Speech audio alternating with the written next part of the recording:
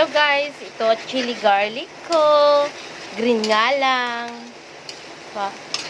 Homemade. Ito ang chili garlic ko. Green. Na chili. Para sa akin lang to guys. Itong chili na to. Kasi mas gusto ko yung green na sili kaysa red chili. Kaya itong ginawa ko. Mahangang din to guys. Kaya lang po, trip ko tong green kaysa red na chili. Homemade to. Kaya pang sa akin lang to kasi ito lang naman ang gusto ko eh. Yung green chili oil.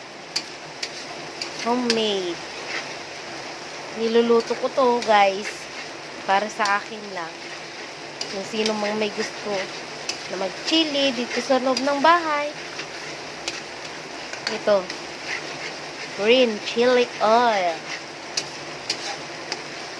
Iba po yung pangtinda ko.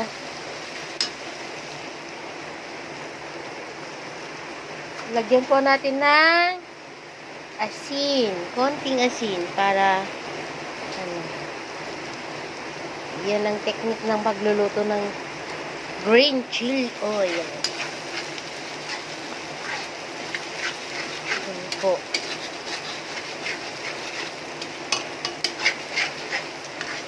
Huwag nating iwanan kasi baka masunog ang kilid-kilid.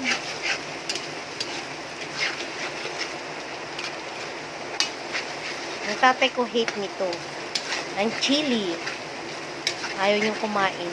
Kaya ako lang kumakain nito. At ang asawa ko.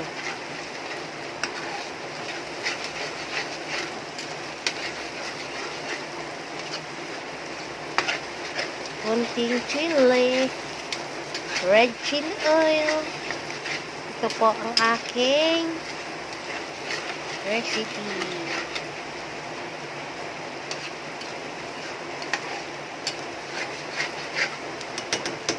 Masarap ko sa sabaw guys.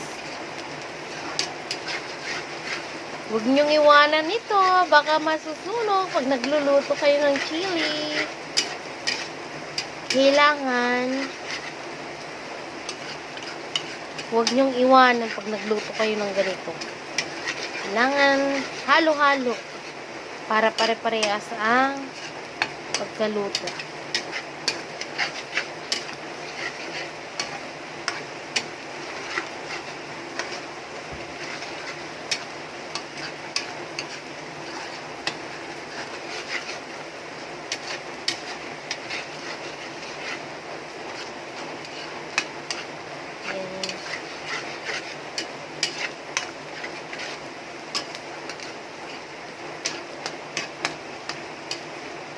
Sarap po yan. Wow, malapit na.